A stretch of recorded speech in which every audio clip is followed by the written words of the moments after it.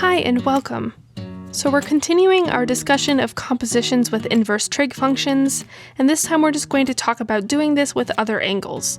So drawing triangles is going to be really helpful to us in this video because we don't have the reference triangles to refer back to. We're going to have to draw our own. So we'll do two examples and let's get started. So let's simplify and evaluate sine of arc cosine of -3/5. So with these compositions, we start on the inside and work our way out. So we're starting with arc cosine of -3/5. This mathematical statement asks the question, what angle has a cosine value of -3/5? Specifically, arc cosine looks at the interval from 0 to pi, which is quadrants 1 and 2. So I like to look at the input and see whether it's positive or negative. That negative value of -3/5 tells us that we're in quadrant 2, where cosine would give us a negative output. So we're going to draw a triangle in quadrant 2 and use what we know about cosine to label the sides.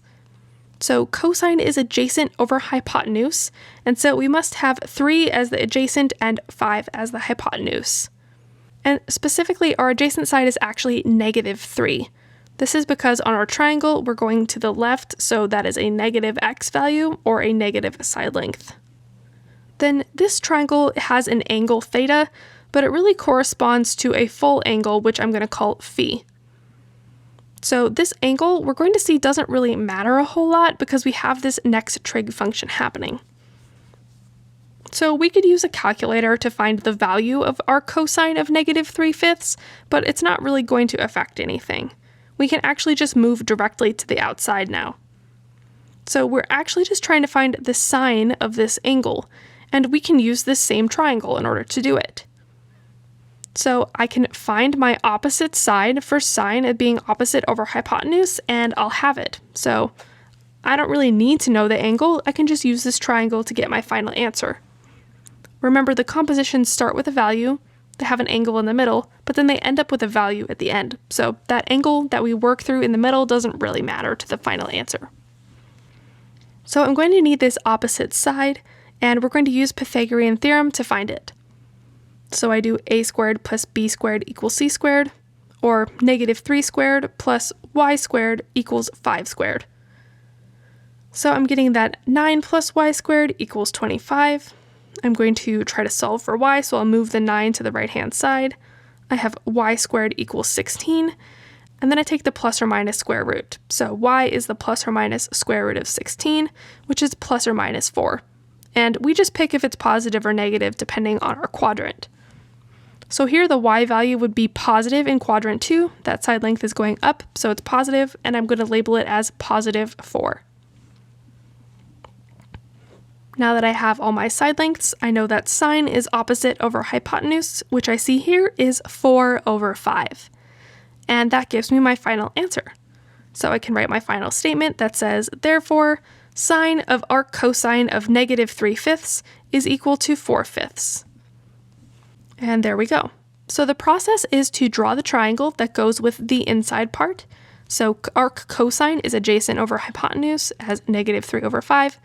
Then we just find the missing side and use that for the sine. So sine is opposite over hypotenuse, which is 4/5. And there we go. Let's try this again on another example. This time, let's simplify and evaluate tangent of arcsine of 6/7. And why don't you pause and try this one on your own?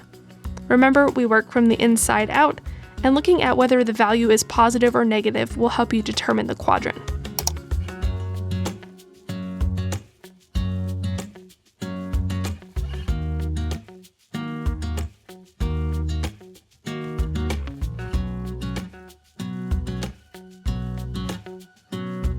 So I'm going to write fewer steps this time and just sort of get to the main parts. We'll start with the inside, which is arcsine of 6/7. I know that my options are quadrant 1 or quadrant 4 for this. 6/7 is positive, so that tells me we're in quadrant 1, where the sine values are positive. And so I'm going to draw my triangle in quadrant 1. Then I label the sides, so sine is opposite over hypotenuse, or 6/7. And I know that arcsine of 6/7 would correspond to this angle and this triangle. Now I'll move to the outside, so I'm looking for tangent of this angle with this triangle, and tangent requires opposite over adjacent, so I'm going to need that other side. To do this, we'll use Pythagorean theorem. We do x squared plus 6 squared is equal to 7 squared, and I'm going to solve for x. So I have x squared plus 36 is equal to 49. Then subtracting 36 from 49, I get x squared is equal to 13. Then I take the plus or minus square root, and I have that x is equal to plus or minus the square root of 13. I choose whether it's positive or negative based on my triangle.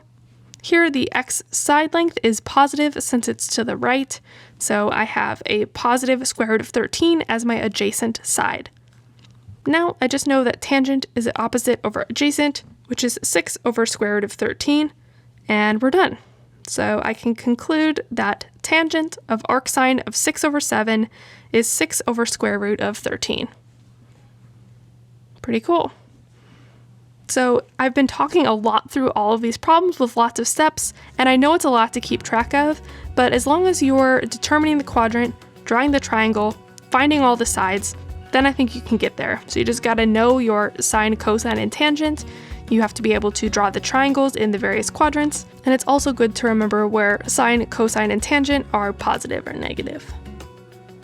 With some practice, and as you do many more of these problems, I really think it's going to become easier and more casual for you to follow through without having to worry so much about all the steps. That's it for this video. Thanks so much for watching, and I will talk to you in the next one.